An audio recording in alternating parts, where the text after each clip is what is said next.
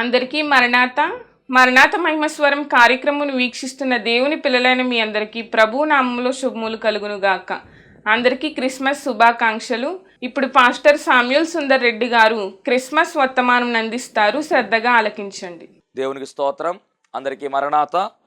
దేవుడు మనకు అనుగ్రహించినటువంటి యొక్క ప్రాముఖ్యమైనటువంటి సమయములో దేవుని వాక్యాన్ని ఆలకిద్దాము. ముందుగా పరిశుద్ధ వేద గ్రంథములో నుండి వాక్య భాగాన్ని మనము చదువుకుందాము. లూకాసు వార్త 2వ అధ్యాయము 7వ వచనాన్ని చదువుతూ ఉన్నాను. తన తొలిచూలు కుమారుని కని పొత్తిగుడ్డలతో చుట్టి సత్రములో వారికి స్థలము లేనందున ఆయనను పశువుల తొట్టెలో పరుండబెట్టెను. మహాపరిశుద్ధుడా, మహాగణుడా, మహిమగల దేవా, ప్రేమస్వరూపి, దయగల యేసు క్రీస్తు ప్రభువాని ఘనమైన నామానికి వందనాలు, స్తోత్రాలు, స్తుతులు చెల్లించుకొనుచున్నాము. ఈ ప్రాముఖ్యమైన సమయంలో నీ వాక్యము వినాలని ఆశపడుతూ ఉన్నాము.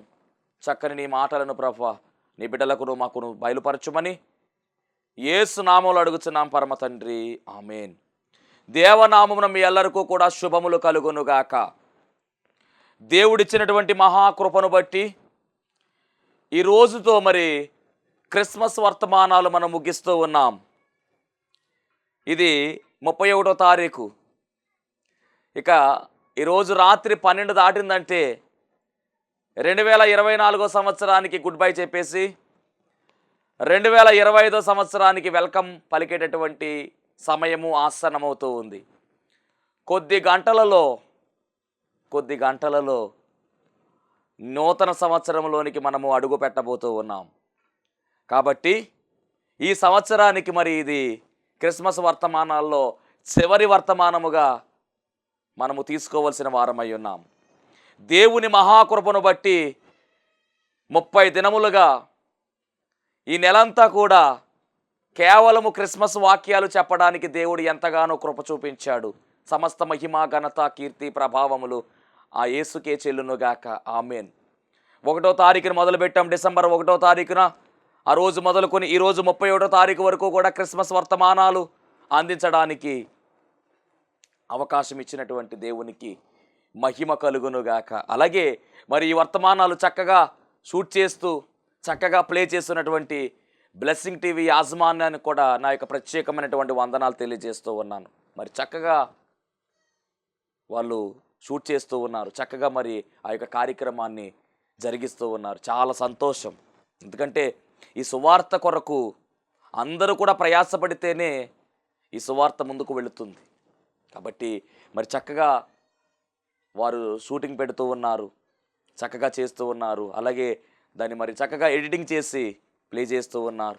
ఇలా ఈ నెలంతా కూడా దేవుని యొక్క క్రిస్మస్ యొక్క వర్తమానాలు అనగా ఆయన యొక్క జన్మమును గురించినటువంటి వర్తమానాలు అందించడానికి అందరి యొక్క సహకారము మనము ఆ సహకారం ద్వారానే మరి ఈరోజు ముందుకు వెళుతూ ఉన్నాం. చాలా సంతోషం. అందరికీ మరి ఒక పర్యాయము క్రిస్మస్ శుభాకాంక్షలు తెలియజేస్తూ ఉన్నాను. దేవునికి మహిమ కలుగునుగాక. మరి చివరి వర్తమానంగా ఈరోజు మనము చూసినట్లయితే ఒక అద్భుతమైనటువంటి అంశము దేవుడు మన కొరకు సిద్ధపరిచినటువంటి అంశాన్ని మీకు చెప్పాలని ఆశపడుతూ ఉన్నాను. దేవుని మహా కృపను బట్టి సత్రము యొక్క చరిత్ర, గెరూత్ కింహాము అనేటటువంటి అంశము.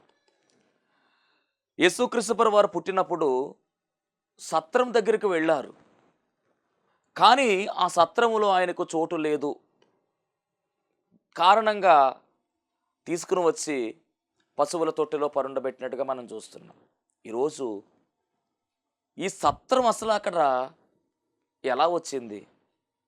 ఈ సత్రం ఎవరు నిర్మించారు? అసలు ఈ సత్రం ఎవరిది? ఎవరి ద్వారా ఇది ఏర్పడింది? ఇలాంటి విషయాలు ఈరోజు మనము ధ్యానించవలసిన వారమై ఉన్నాం. సత్రం యొక్క చరిత్ర పూర్తిగా మనము తెలుసుకోవాలి. ఒకప్పుడు ఇది ఎలా పిలువబడిందంటే గెరూతు కింహాముగా పిలువబడింది. గెరూతు కింహాము. గెరూతు అంటే ఏమిటి? కింహాం అంటే ఏమిటి? అసలు చరిత్రలోకి మనం వెళదాం ఒకసారి.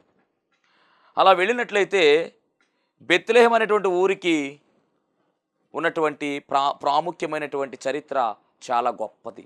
బెత్లెహేం అనగా రొట్టెల ఇల్లు అని అర్థము. యేసుక్రీస్తు ప్రభువు వారు జన్మించినటువంటి ఊరు మాత్రమే కాదు, కానీ దావీదు కూడా ఈ ఊరిలో జన్మించారు. ఈ బెత్లెహేములో దావీదుకు పూర్వీకులుగా ఉన్నటువంటి వారిలో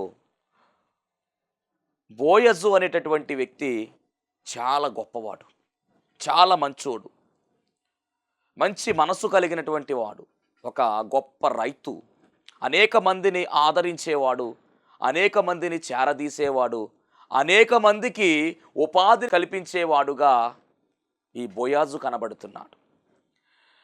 మీ అందరికీ కూడా బాగా తెలుసు, రూతు అనేటటువంటి ఆమె మోయాబీయురాలు అత్త నయోమిని విడిచిపెట్టకుండా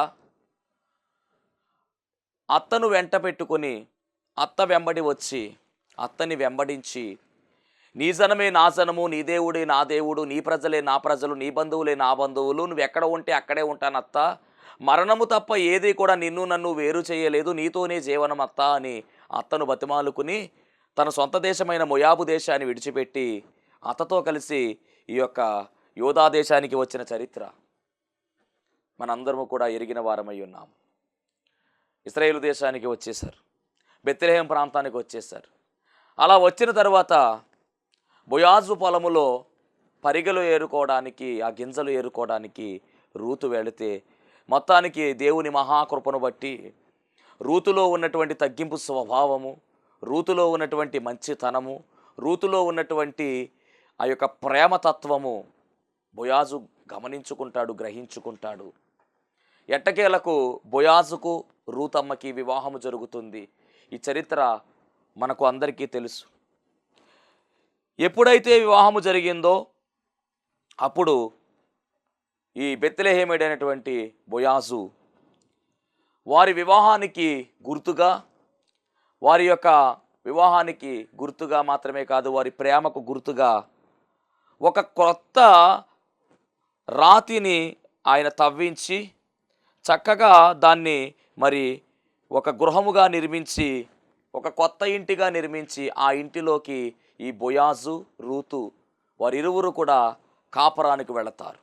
అంటే వివాహానికి సంబంధించి ఒక గుర్తుగా మరి వీరు, అనగా బోయాజు ఆయన తొలిపించినటువంటి ఒక గొప్ప ఇంటిగా, రాతిని తొలిపించగా ఒక చక్కని ఇంటిగా ఆయన నిర్మించుకున్నట్టుగా మనం చూస్తూ ఉన్నాం. ఆ ఇల్లు ఎలాంటిది అంటే కనుక బోయాజు రూతమ్మ గారుల వివాహ బంధానికి గుర్తుగా ఉన్నటువంటి ఇల్లు. దాని యొక్క అడుగులు పొడవు మనం చూసినట్లయితే కనుక 39 అడుగుల పొడవు కలిగినటువంటిది, అలాగే 11 అడుగులు వెడల్పు కలిగినటువంటిది, 9 అడుగులు ఎత్తు కలిగినటువంటి మరి చక్కని ఇంటిని వారు మరి చెక్కుకున్నట్టుగా రాతి ఇల్లు అన్నమాట, చెక్కబడినటువంటి రాతి ఇల్లుగా అది కనబడుతూ ఉంది. అంత మాత్రమే కాదు, గమనించాలి, మరి వారిరువురు కూడా దానిలో కాపురం చేస్తారు, వారిరువురు దాంట్లో ఉంటారు, రూతమ్మ అలాగే బోయాజు. వారిరువురికి కూడా దేవుడు వారిరువురిని జ్ఞాపకం చేసుకుని ఓబేదు అనేటటువంటి కుమారుణ్ణి వారికి ఇస్తారు. కొంతకాలానికి ఓబేదు పెద్దవాడవుతాడు, ఓబేదుకు కూడా వివాహం జరుగుతుంది. అప్పుడు వివాహము జరిగిన తర్వాత ఈ యొక్క బోయాజు గారు ఏం చేస్తారంటే, ఓబేదుకు అలాగే తన కోడలకి ఆ యొక్క రాతి దాన్ని అప్పజెప్పేసి, ఆ యొక్క ఇంటిని అప్పజెప్పేసి, ఈ తవ్వబడినటువంటి ఇంటిని అప్పజెప్పేసి వారిరువురు కూడా పాతింటికి వచ్చేస్తారు, బోయాజు అలాగే రూతు. ఓబేదు అలాగే అతని భార్య దాంట్లో కాపురం ఉంటారు. దేవుడు మరి ఆయన మహాకృపను బట్టి గర్భఫలము వారిచ్చు బహుమానము కనుక వెంటనే దేవుడు వారిని దర్శిస్తాడు. వారికి చక్కని మరి యెష్షయి అనేటటువంటి బాబు పుట్టడం జరుగుతుంది. ఈ యెష్షయి అనేటటువంటి ఈ బాబు పుట్టిన తరువాత ఓబేదు అలాగే అతని భార్య వారిరువురు కూడా మరి అక్కడే ఉంటారు. యెష్షయి అనేటటువంటి ఈ బాబు పెద్దవాడవుతాడు. పెద్దవాడైన తరువాత అతనికి వివాహం చేస్తారు. వివాహం చేస్తే అప్పుడు కోడలు వస్తుంది. యెష్షయి అలాగే యెష్షయి అతని భార్య ఇరువురికి కూడా మరి ఓబేదు అతని భార్య ఏం చేస్తారంటే ఈ యొక్క మరి రాతి ఇంటిని అప్పగించి దాంతోపాటు వారికి ఉన్నటువంటి మరి ఆస్తులు కూడా, కొన్ని ఆస్తిపాస్తులు కూడా, అంటే గమనించాలి, బోయాజు ఏదైతే ఓబేదుకు అప్పచెప్పాడో అవన్నీ కూడా మరి యెష్షయి గారికి అప్పచెప్పి ఈ ఓబేదు అలాగే అతని భార్య ఇరువురు కూడా వారి పాతింటికి వెళ్ళిపోవడం జరుగుతుంది.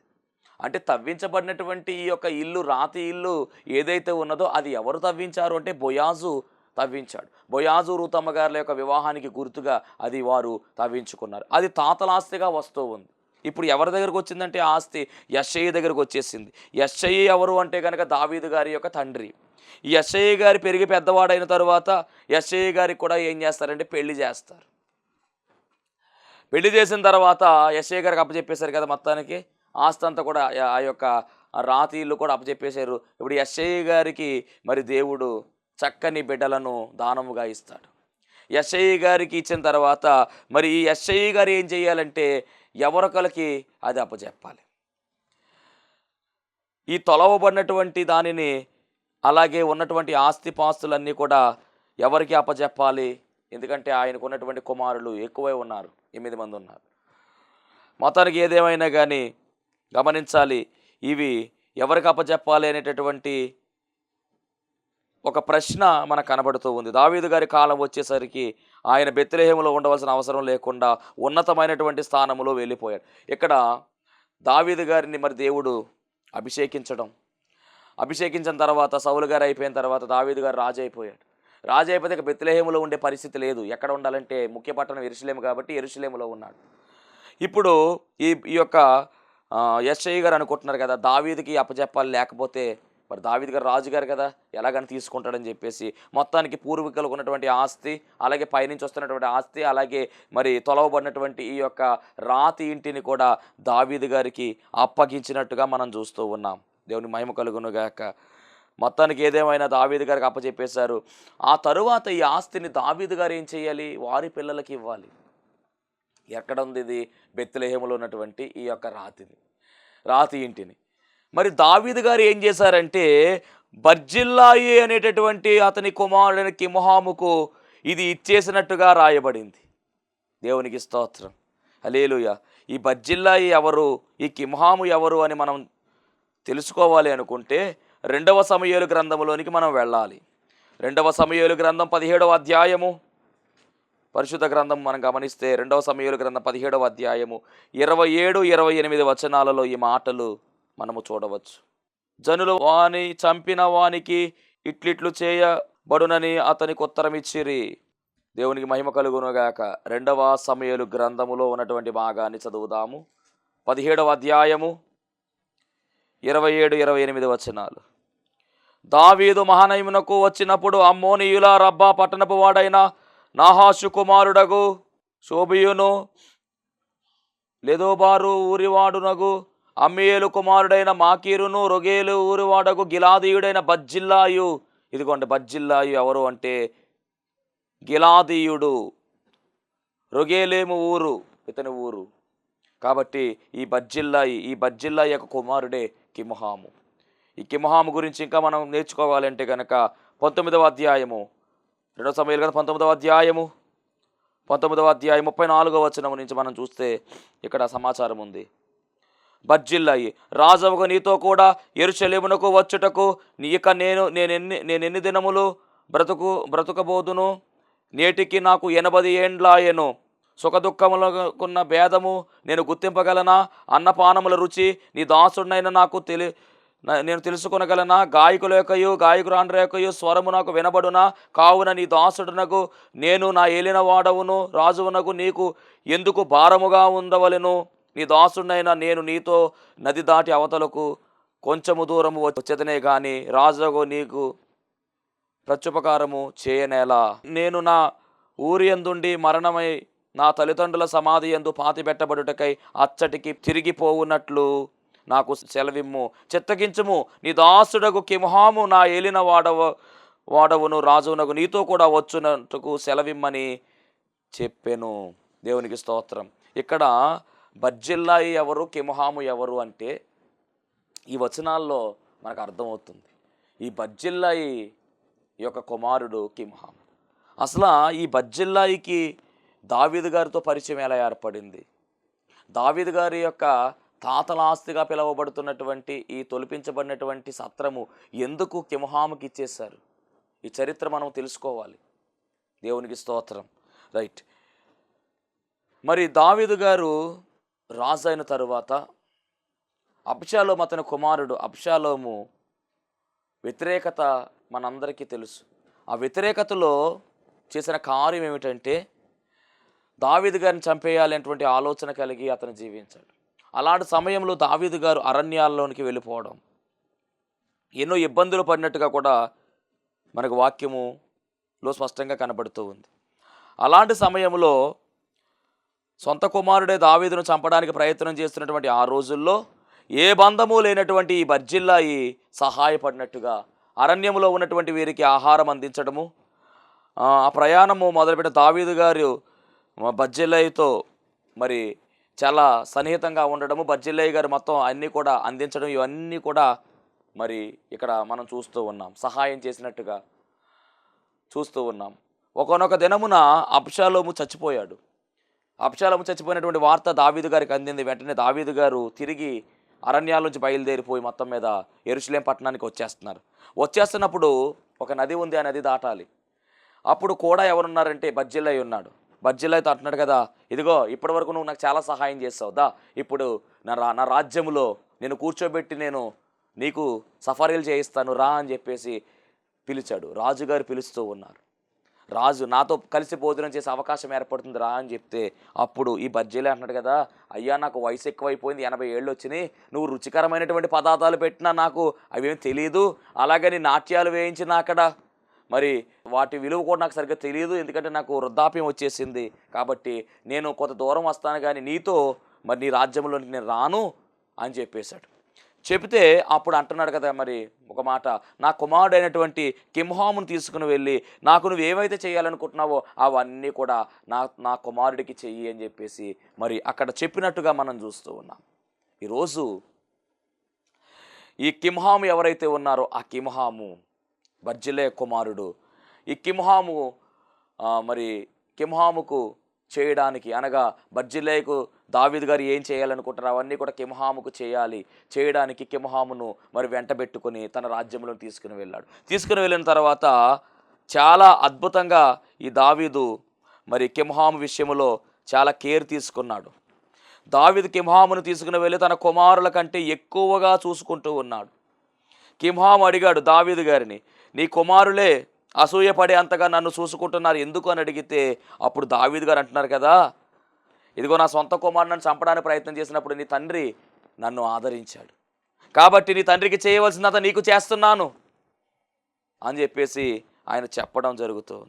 తర్వాత కాలక్రమేణా గమనించాలి, ఈ దావీదు గారు ఏం చేశారంటే దావీదు గారికి ఉన్నటువంటి తాతల ఆస్తిగా పిలువబడుతూ ఉన్న ఆ యొక్క మరి ప్రేమతో తొలిపించుకున్నటువంటి బోయాజు గారు రూతు గారు తొలిపించుకున్నటువంటి ఆ యొక్క ఇంటిని ఈ యొక్క కింహాముకి ఇచ్చేసి కొన్ని ఆస్తులు అప్పచెప్పి జాగ్రత్తగా బెత్లెహేములో వాటిని చూచుకో అని చెప్పేసి మరి అతన్ని బెత్లెహేముకు పంపించేశారు. అప్పుడు కింహాము గారు బెత్లెహేముకు వచ్చారు. బెత్లెహేములో ఆయన చాలా కాలం ఉన్నారు. ఆ యొక్క తవ్వబడినటువంటి ఆ యొక్క ఇంటిలోనే ఉన్నారు. తరువాత వారి తండ్రి గారికి బాగోలేని విషయం తెలిసింది. మొత్తానికి వాటిని విడిచిపెట్టి అక్కడికి వెళ్ళేటటువంటి ప్రయత్నం చేశాడు.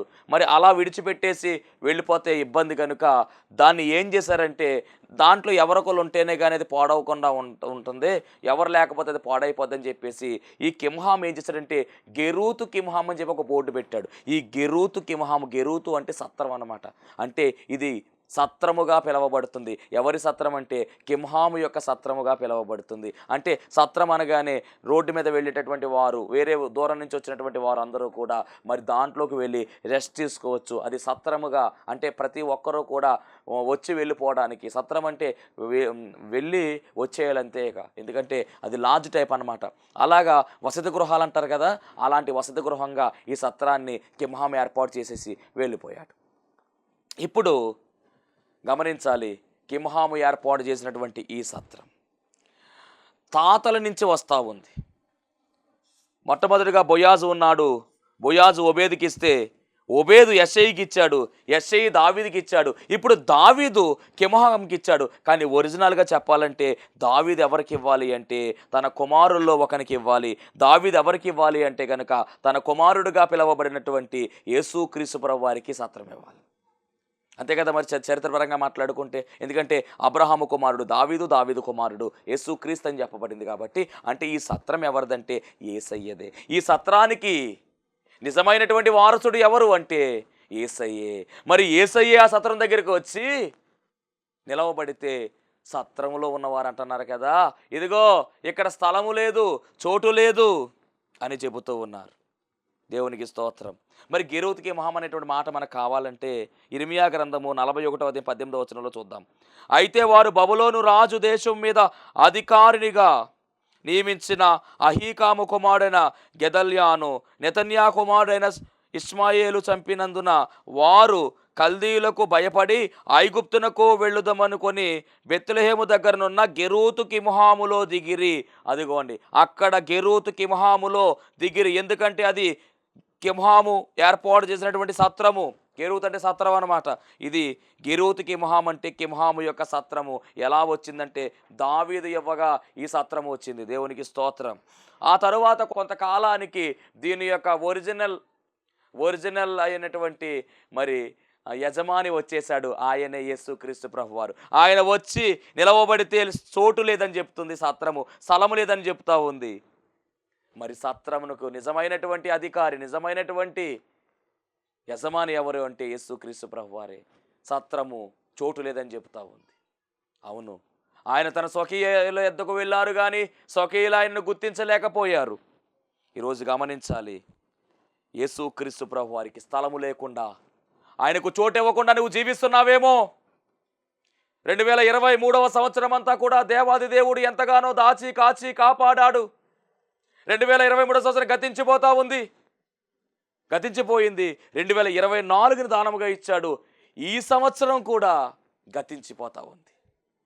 2024వ సంవత్సరము కూడా గతించిపోతా ఉంది. 2023వ సంవత్సరములో ఆఖరిలో అనగా 31వ తారీఖున ఎన్నో వాగ్దానాలు చేసుకుని 2024లో అడుగుపెట్టాం. ఇప్పుడు 2024 కూడా గడించిపోతా ఉంది. 2025 సిద్ధంగా ఉంది. సంవత్సరాలు మారిపోతా ఉన్నాయి, రోజులు మారిపోతా ఉన్నాయి, వారాలు మారిపోతా ఉన్నాయి. కానీ మనలో మార్పు లేకుండా పోతా ఉంది. ఈ సత్రము ఆయనదై ఉన్నది, అయినప్పటికీ చోటివ్వలేకపోయింది. అలాగే మనం ఆయన వారమై ఉన్నాము, ఆయన మేపే గొర్రెలమై ఉన్నాము. ఆయన మన కొరకు ప్రాణం పెట్టాడు. ఈ విషయాన్ని గ్రహించుకోవాలి, ఈ విషయాన్ని గుర్తించాలి. సంవత్సరం మారిపోవడం వల్ల ఉపయోగం ఏమీ లేదు, కానీ నీవు మారితే ఏదైనా ఉపయోగం ఉంటుంది. కాబట్టి ఈ సంవత్సరంలో 31వ తారీఖు అనగా ఈరోజు ఆఖరి రోజు, కొద్ది గంటలలోనే నూతన సంవత్సరం వస్తుంది. సంవత్సరం నూతనంగా ఉండడం వల్ల ఉపయోగం ఏమీ లేదు. నీవు నూతనంగా మార్చబడాలి. దేవుని కొరకు నూతనంగా జీవించు. ఇప్పటికైనా స్థలం ఇవ్వు ఆయనకు, నీ హృదయంలో ఆయనకు చోటివి. ఆయన ఎదిగిన తర్వాత కూడా స్థలము లేకుండా చేశారు. ఆకాశ పక్షులకు గూళ్ళున్నాయి, నక్కలకు బొరియలున్నాయి, మనుష్య కుమారుడికి తలవాజుడు స్థలము లేదని చెప్పడం జరిగింది. లేదు, మీకు ఇస్తున్నటువంటి మాట ఆయనకు చోటు ఇవ్వాలి. సత్రము ఆయనది కానీ ఆయనకు చోటు ఇవ్వలేకపోయింది. చరిత్రలో నిలిచిపోయింది చోటు ఇవ్వలేనట్టుగా. కానీ అలా కాదండి, మనం ఆయనకు చోటు ఇవ్వాలి. ఆయన మనలో ఉండాలి, మనము ఆయనతో ఉండాలి, మనము ఆయన వారమై ఉండాలి. ఈ 37వ తేదీ రాత్రి 12 గంటలకు ఎన్నో వాగ్దానాలు చేసుకుంటారు, ఎన్నో నిర్ణయాలు తీసుకుంటారు. మరి ఎన్ని మీరు చేస్తున్నా ఆ వాగ్దానాలు నెరవేర్చారా? 2024వ సంవత్సరం ప్రారంభములో అనగా 2023వ సంవత్సరం ముగింపులో గత సంవత్సరం చేసుకున్నటువంటి వాగ్దానాలు ఎన్ని నెరవేర్చారు? మరి ఈరోజు రాత్రికాల సమయములో 12 గంటలకు ముందు ఎన్నో వాగ్దానాలు చేసుకుంటారు. మరి వాటిని నెరవేర్చాలి. దానికన్నా ముఖ్యంగా చెప్పే మాట ఏమిటంటే యేసుక్రీస్తు ప్రభువారిని మీ హృదయంలోనికి చేర్చుకోండి. యేసుక్రీస్తు ప్రభువారికి మీరు హృదయంలో చోటు ఇవ్వండి. ఆయన వలె మనము జీవించాలి, ఆయన వలె మనం మాట్లాడాలి, ఆయన వలె మనము తగ్గింపు స్వభావం కలిగి ఉండాలి, ఆయన వలె మనం ప్రేమించాలి, ఆయన వలె మనము జీవించి ఉండాలి, ఆయన మనము చూపించాలి. సంవత్సరం మారడం వల్ల గొప్ప ఏమీ లేదు. నీవు మారితే గొప్ప. నీలో ప్రభువు కనబడాలి. నువ్వు నడుస్తూ ఉంటే ప్రభువే నడిచినట్టుగా ఉండాలి. నువ్వు మాట్లాడుతూ ఉంటే ప్రభువే మాట్లాడినట్టుగా ఉండాలి. అలాంటి జీవితము నీవు జీవిస్తే అది నీకు నూతన సంవత్సరముగా పిలువబడుతుంది. కాబట్టి పాత సంవత్సరానికి బాయ్ చెప్తూ కొత్త సంవత్సరానికి వెల్కమ్ చెప్తున్నటువంటి దేవుని బిడ్డలారా, చెప్పండి, బాయ్ చెప్పండి, వెల్కమ్ చెప్పండి, తప్పేమీ లేదు. కానీ నీ జీవితంలో ఉన్నటువంటి పాప జీవితానికి, నీ జీవితంలో ఉన్నటువంటి పాపానికి ఎప్పుడు బాయ్ చెప్తావు? ఈ రాత్రే మిక్కిలి అనుకూల సమయము. కాబట్టి నీ పాత రోత జీవితాన్ని విడిచిపెట్టు. నూతన జీవితాన్ని, ప్రభువు కొరకు పనిచేసే జీవితాన్ని, ప్రభువును చాటించే జీవితాన్ని, ప్రభువు కొరకు ఉపయోగపడే జీవితాన్ని ప్రకటించుకో. తీర్మానము చేసుకో. ఈ రాత్రి 2025వ సంవత్సరము 2025లో యేసు క్రీస్తు ప్రభు వారికి పనిచేసేవారుగా, ఆయనకు పనికొచ్చే పాత్రలుగా పిలవబడుతూ వాడబడే ధన్యత దేవదేవుడు మనందరికీ అనుగ్రహించునుగాక. ఆమేన్. మహాపరిశుద్ధుడ, మహిమగల దేవ, ప్రేమాస్వరూపి, దయగల యేసు క్రీస్తు ప్రభు నీ ఘనమైన నామానికి వందనాలు, స్తోత్రాలు తండ్రి. ప్రాముఖ్యమైన సమయంలో వెత్తబడినటువంటి వాక్యము ద్వారా రావాల్సిన దీవెనలు సమృద్ధిగా నీ బిడ్డలకు మాకును అనుగ్రహించు. యేసు నామములో అడుగుచున్నాం తండ్రి, ఆమేన్. అందరికీ మరణాత. దేవునికి స్తోత్రం. అందరికీ వందన మరణాత తెలియజేస్తున్నాను. మరణాత మహిమస్వరం అనే ఆధ్యాత్మిక కార్యక్రమాన్ని వీక్షిస్తున్న మీ అందరికీ కూడా మరొక పర్యాయము ప్రభు పేర వందన మరణాత తెలియజేస్తూ ఉన్నాను. మరి ఈ కార్యక్రమము ఎంతో ఆశీర్వాదంగా ఉందని, ఈ కార్యక్రమం ద్వారా ఎన్నో మేలు పొందుకున్నామని మరి మీరు అందరూ కూడా ఫోన్ కాల్ చేస్తూ ఉన్నారు. చాలా సంతోషము. ఎన్నో అద్భుత ఆశ్చర్యకార్యాలు దేవాదేవుడు ఈ కార్యక్రమం ద్వారా జరిగిస్తూ ఉన్నారు. దేవుని నామమునికి మహిమ కలుగునుగాక. మరి మీరు చూస్తున్నటువంటి ఈ యొక్క షెడ్ గురించి గతంలో మీకు చెప్పడం జరిగింది. యజమానుడు మరి దీన్ని బేరం పెట్టారని చెప్పేసి, దీన్ని తీసుకుంటే ఇక్కడ ఆరాధన జరుగుతుంది, లేకపోతే మనం బయటికి వెళ్ళాలనేటువంటి పరిస్థితిని మీకు చెప్పినందుకు చాలామంది మరి సహకరించారు. కొంతమంది మరి అమౌంట్ పంపించడం జరిగింది, అలాగే ప్రార్థన చేయడం జరిగింది. దేవుని మహాకృపను బట్టి పంపించినటువంటి కొంత అమౌంట్ మరి యజమానుడికి కట్టడం జరిగింది. ఇంకా చాలా అమౌంట్ మనము వారికి ఇవ్వాల్సి ఉంది.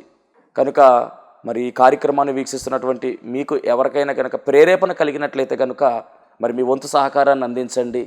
ఈ దీన సేవకునికి మీ యొక్క సహకారం అందించి ఈ సేవను మరి ముందుకు వెళ్ళేలాగా సహకరించవలసిందిగా ప్రభు పేరు తెలియజేస్తూ ఉన్నాను. మీకు ఎవరికైనా కనుక మరి ప్రేరేపణ కలిగినట్లయితే కనుక స్క్రీన్ మీద కనపడుతున్నటువంటి ఆ నెంబర్కి ఫోన్పే చేయండి, లేదా ఫోన్ చేసినట్లయితే కనుక నేనే స్వయంగా మాట్లాడతాను. మీ సహకారాన్ని అందించండి. ప్రభు పనిలో మీరు కూడా పాలి భాగస్తులు కావాల్సిందిగా ప్రభు పేరు తెలియజేస్తున్నాను. అందరికీ మరణాత.